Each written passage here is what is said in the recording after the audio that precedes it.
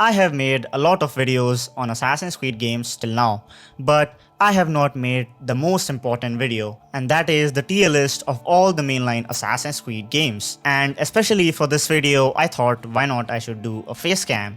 I feel like maybe it's gonna show my personality more on the camera. We have these many games, and some of them are like smaller titles. So for example, Assassin's Creed Chronicles and Assassin's Creed Liberation. I'm not going to include these two games, but other than that, all of them are mainline Assassin's Creed games. But before that, I would highly appreciate a like on this video, and feel free to subscribe to this channel if you want similar Assassin's Creed content. So anyways, let's start with Assassin's Creed 1.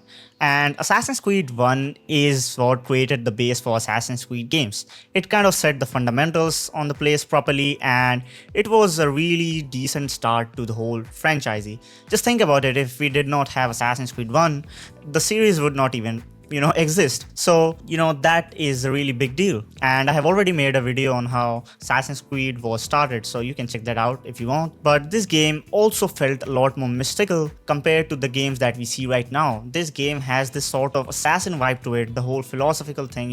When we used to talk with Al-Mualim, forget about how he turns out to be, but still, the place where Altair and Al-Mualim talk, and even when we used to go to the other assassin bureaus, it felt so much good, and the way they used to talk, it was so mystical, and it created this hardcore Assassin's Creed vibe. But obviously, as it was the first game of the franchise, it was kind of repetitive, and the mission lacked a lot of variety in it. We had like interrogation one, then we had like spying, stuff like that, tailing, so these are sort of similar in structure, and only some were in which we had to kill people, that's it. So for that exact reason, I'm gonna put this in B category. That is, obviously it is a good game, but it is nothing extraordinary, you know what I mean? The next one is Assassin's Creed 2, and it's quite hilarious that Assassin's Creed 2 is probably my favorite game in the whole series, and it's on number 2. So I'm giving you the climax from the beginning itself. The reason why I like this game so much is because there is a huge jump in almost every single aspect of the game. The characters are so good, Ezio is like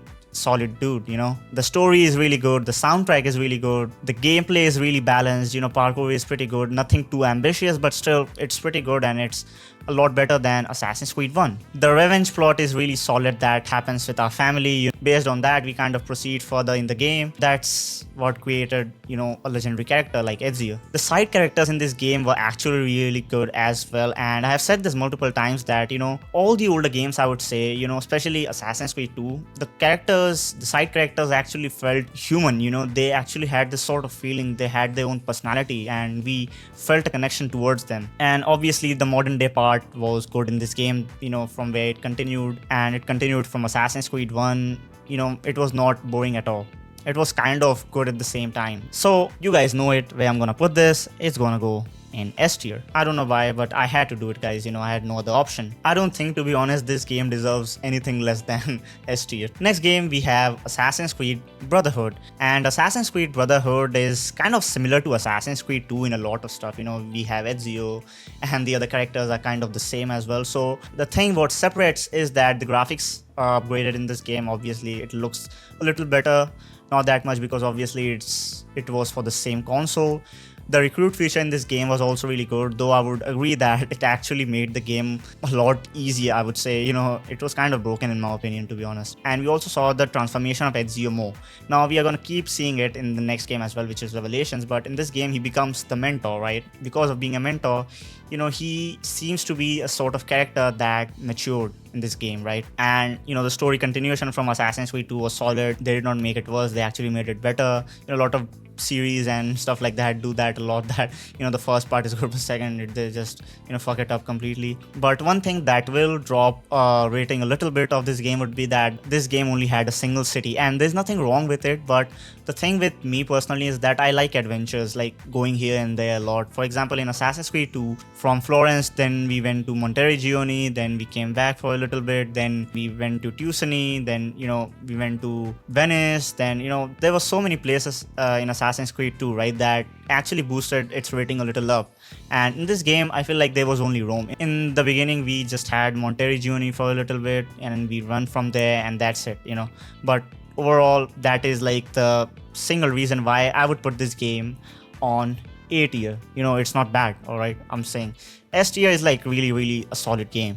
A tier is still a good game, alright? It's amazing game. Actually, it's a lot better than average. Next would be Assassin's Creed Revelations, and believe it or not, Assassin's Creed Revelations to me has a special place in my heart because it is a game I would say that is kind of underrated amongst even the OG Assassin's Creed players, because a lot of people don't consider it to be, you know, as good as even Brotherhood or Assassin's Creed 2, because, you know, the theme is a little different, but I actually like that about it. The Middle Eastern theme to me kind of feels mystical. We saw in Assassin's Creed 1, I kind of feel the same vibe in this game as well. And other than that, we also have Altair in this game, so that bumps it up. And we see him through the Masyaf keys, and those quests were really good, guys. That was like the main thing to me. Those missions, the Masyaf keys one, were the reason I like Assassin's Creed Revelations so much, guys. Obviously, there were other parts of the game that were good as well, that we were, you know, doing some other stuff with the, you know, Ottoman Empire on the other side. But our main motive was to, you know, actually find the Masyaf keys and discover more about Altair. And Ezio gets even more matured in this game because of getting enlightened by Altair. And he actually feels like a very well developed character in this game after all, you know. And Altair's part was really solid in this game, guys. I just cannot, you know, mention in words how it felt. You guys have seen the ending if you guys have played it. The ending was like so good, probably one of the best. The whole end scene where Altair is sitting and, you know, Ezio goes there and takes the apple of Eden, then puts it again, you know. It shows that this dude has changed and he actually is a lot mature right now, you know.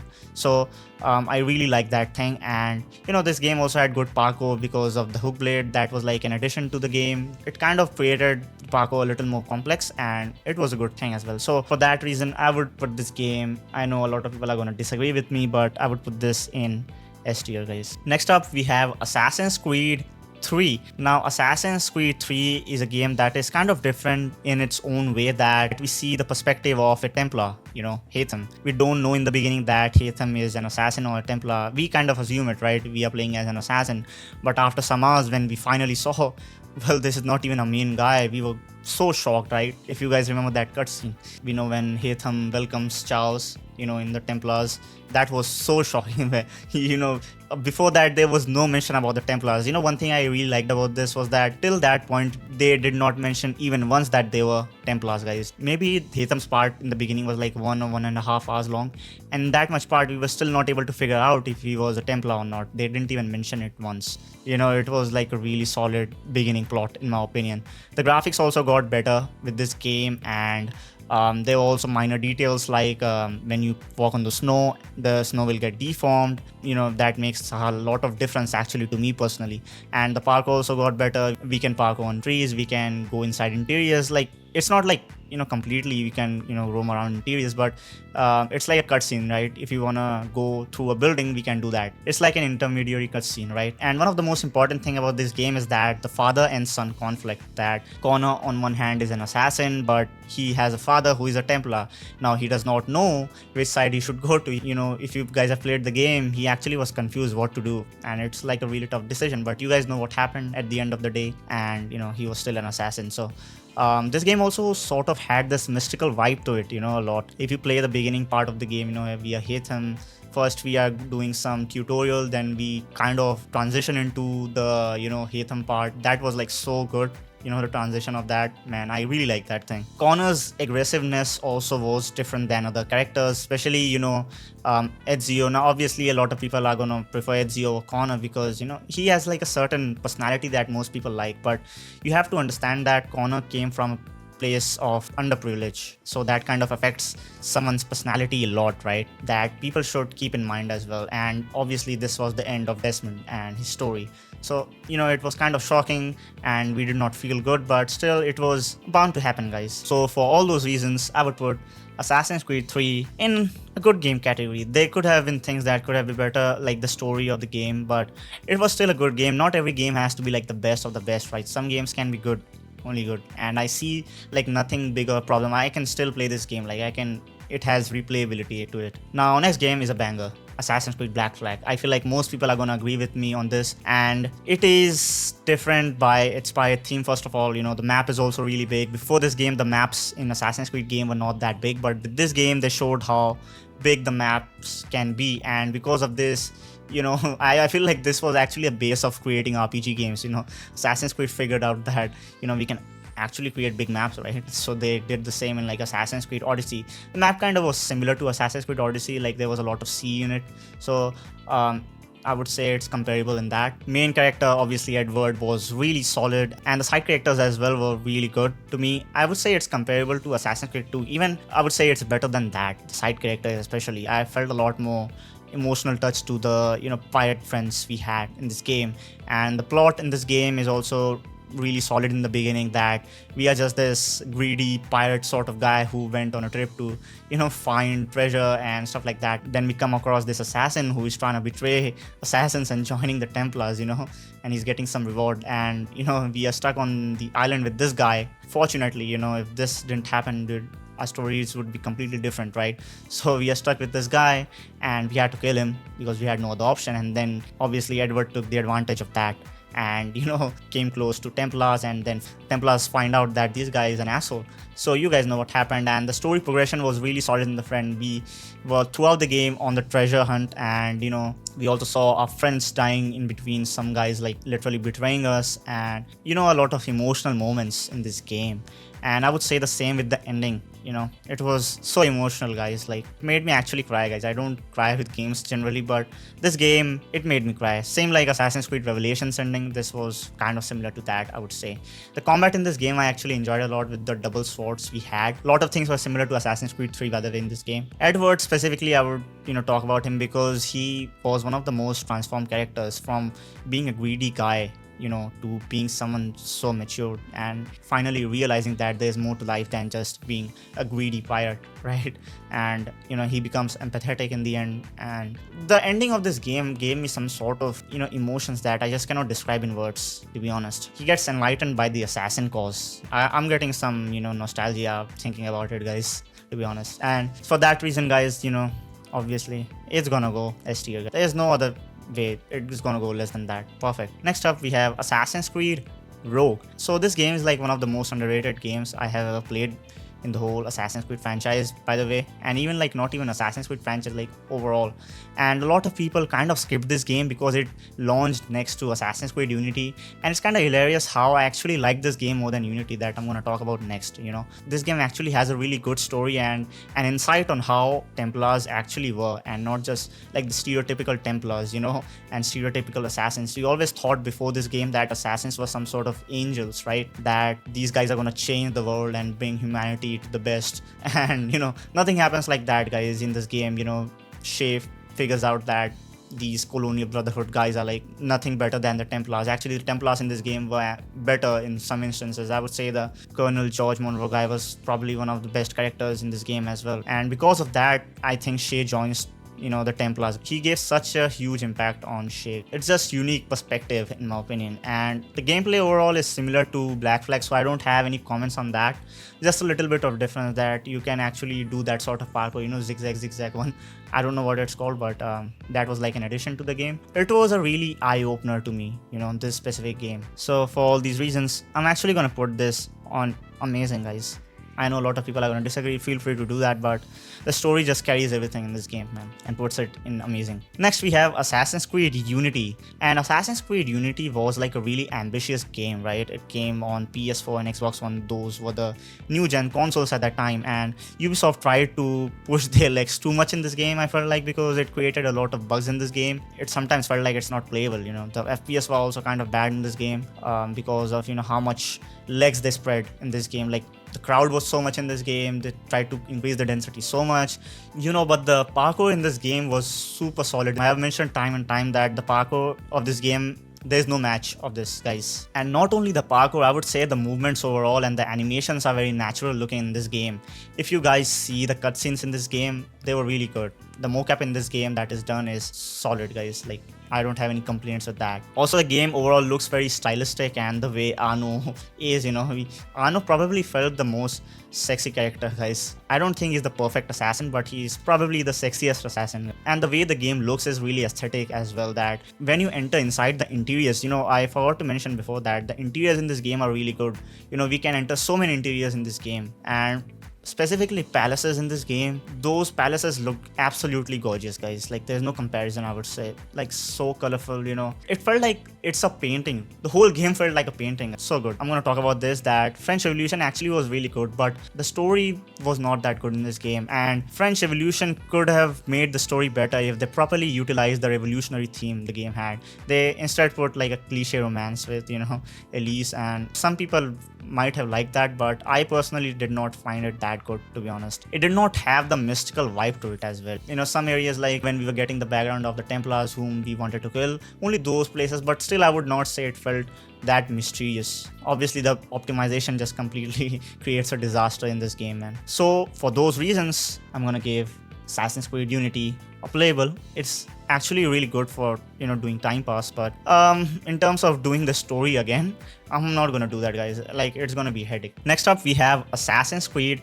Syndicate, and Assassin's Creed Syndicate is pretty much the same as Assassin's Creed Unity. It's kind of hilarious that they did not do that much thing. Just the optimization is better in this game. I would say that in this game I had no bugs. I don't remember anything of that sort happening with me. We also have dual protagonists in this game for the first time ever. I feel like they took this from Grand Theft Auto. It's not the exact same, you know. Yeah, you can compare that with them, but despite the game having dual characters, I did not really like these two characters, Jacob and Evie, you know. Obviously you're gonna say, well, Evie is pretty, but I don't think that the personalities of both of these guys, you know, Jacob and Evie, were anything of substance, I would say. You know, they were generic characters in my opinion. And not only the characters, the story was also really generic, that we already knew from the beginning that, you know, we had to kill this Crawford static guy. You know, there was nothing that created suspense in the game, right? So that also kind of pushes the rating a little less, because story is like a really big part for me personally, and it might be different for you, but most of the games that I'm gonna rank here, you know, a big part of them would be like stories. So keep that in mind, guys. For some people it's gameplay, for some people it's like parkour, some people combat. Kind of differs for everyone. For me, like a big portion would be story, then gameplay, then, you know, obviously mocap, the cutscenes obviously is part of the story. So, you know, like that. Also in this game we had grappling hooks, and to be honest, it looked like a cool item to have, but it kind of removes the use of parkour. You know, we can just use the grappling hook anywhere. Why would you climb a building by parkour if you could just use this thing and go on the top in no time? Why would you do that, guys, right? I barely use parkour in this game, only in some places where it's not possible to use the grappling hook, you know, but most of the time you could use it anyway. And I feel like the reason why they added this grappling hook is because the roads were kind of broader in this game. The whole map, you know, was kind of in that way. So to cover the distance between two buildings, you know, one on the other side of the road, you had to use like a grappling hook to actually travel from one building to the other on the other side of the road, right? But I feel like there could have been better methods, like, you know, they could have just made specific points for grappling hooks, like they are kind of doing in Assassin's Creed Shadows, by the way. So that is a good improvement that they're trying to do. So I'm gonna give this game a C.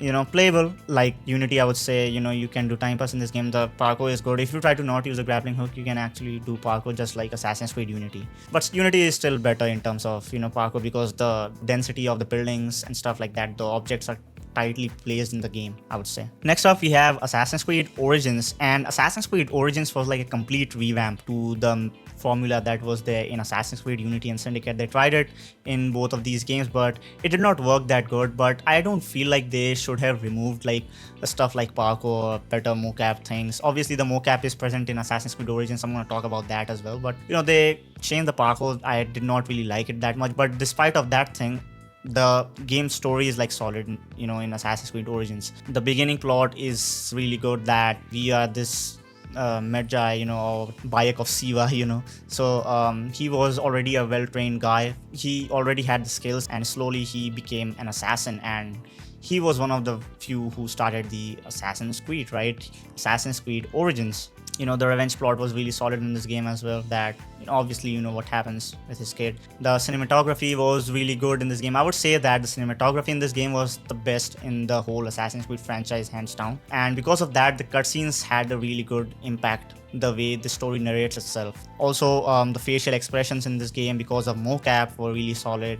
We did not see this after this game, man. I really hate this, that games that came after Assassin's Creed Origins did not have the same thing. The good things they completely removed, even from Assassin's Creed Unity and Origins. Like, you can obviously improve, but why remove things that were already good and people liked? In this game, we actually felt like an assassin, first of all, that we don't feel in the games that came after this. I would say that the combat was really good. They overhauled it completely. We have this RPG sort of combat. We can upgrade gears and have so many different things in this game. This game and Assassin's Creed Odyssey that I'm going to talk about, the combat in these two games are really good. One thing I would say is that they could have had less bloat in side missions, but a lot of times in this game you didn't really have to do that many side missions as much as you had to do in Odyssey and Valhalla. In Odyssey and Valhalla, you especially Odyssey, you had to do like side missions because there was no other way to actually go against tougher enemies. So in Origins it was not like that, guys. And because of that, there was no compulsion to actually play the side missions. It was like optional, and the main missions were obviously really good, so that scenario did not appear. So for that reason, I would say I would give Assassin's Creed Origins an A tier. Amazing game. Now we have Assassin's Creed Odyssey. The game is built upon Assassin's Creed Origins, and a lot of things are pretty much the same. I actually feel like when this game was released, I was even confused between both of these games. I sometimes thought that Odyssey was Origins and Origins was Odyssey. So, kind of created confusion, but the theme was different. We are in Greece in this game, and that is like a really appealing theme to a lot of people, the land of Sparta, So, based on that, we have like a solid starting. We are like a Spartan, we are like Leonidas in the beginning, and we are in this war sort of situation, and we are against the Persians. But after that, I would say, when that whole scenario finishes, the intensity fades a lot. We just do a fresh start that we are Cassandra and Alexios, and they wanted to do in like a certain way that is appealing to the RPG fans, that you are this guy, you are this novice guy, and you're entering this world where you are going to become like a mercenary. In this game, we are like mercenaries, not assassins. I would say that this game is a really good RPG game, probably one of the best. But in terms of being an Assassin's Creed game, I don't think so, guys, to be honest. Bloat was also there in this game too much, specifically the side missions. Also in the main missions as well, it was there, but in side missions, it was like really, I felt like it was kind of forced to do that because we had to level ourselves, right, in order to perform better against enemies. So I really did not like that thing, man. Like, if you are having this sort of thing that you have to do side missions, then you should at least have good side missions, quality side missions. Like, I would say Ghost of Tsushima, I played it recently on my PC, and that game handled it pretty well, that the side missions are really good, that you actually want to do it, you are invested in that, you're not doing it out of compulsion like you're doing in Assassin's Creed Odyssey. There's no hidden blade in this game, but I don't find it that big of a deal because ultimately we are still using this weapon that is like the small weapon, knife sort of. It's still really good. I don't have any problems with that. It actually was kind of unique, so I don't have any problem with that. But overall, the stealth was kind of downgraded in my opinion. It did not feel like a stealth focused game because it was like better to actually go in full combat mode rather than doing stealth in this game. A lot of times you could not even kill a guy with a single hit, so why would you do that, right? And also, starting from this game, they started this bad cutscenes. There was no mocap in the game. All the conversations felt like two different AIs are talking, or more than that, and the whole conversation kind of felt automated in my opinion. They just use like voice samples of the voice actors and then put it in an AI, and they just made the script and then use the AI to voice those scripts. That was the thing that was done in this game. And the reason why I think they did it, because to cut cost. In Origins they did it, and they thought like if they cut cost, or the time taken in doing all that thing, they can actually make the game more RPG sort, and they completely remove this sort of thing. I sincerely want that they go back to the older route that they used, the mocaps in everything, almost everything, the movements, even the cutscenes, everything, guys. And that really annoys me, guys. We cannot see expressions of the people, right? You just do not feel the connection with those guys. So for that reason, I'm gonna give this again a playable. If you are like an RPG guy, you can go in this game and just grind. If you are not worried about the story that much, you can do that. And actually, one thing that was good about this game, I forgot, was that to kill the cultists. That was a really good thing, actually. Interesting. Next up, we have Assassin's Creed Valhalla. And this game, bro, like, it's a successor of Odyssey, obviously. They kind of use the same formula of Odyssey, the RPG formula, but they kind of made it even worse rather than improving it. The whole theme was really bad. The map was like kind of empty completely. You just have like these, plain sort of areas, nothing, just grass and trees. That's it. That was the major part of the game. And they tried to make the game bigger by just doing this sort of thing rather than having something of substance in it. Overall, in terms of the size of the map and the story itself, I would say the story was not that bad, but it was like so bloated in this game like Odyssey. I would say that it is even more bloated than Assassin's Creed Odyssey.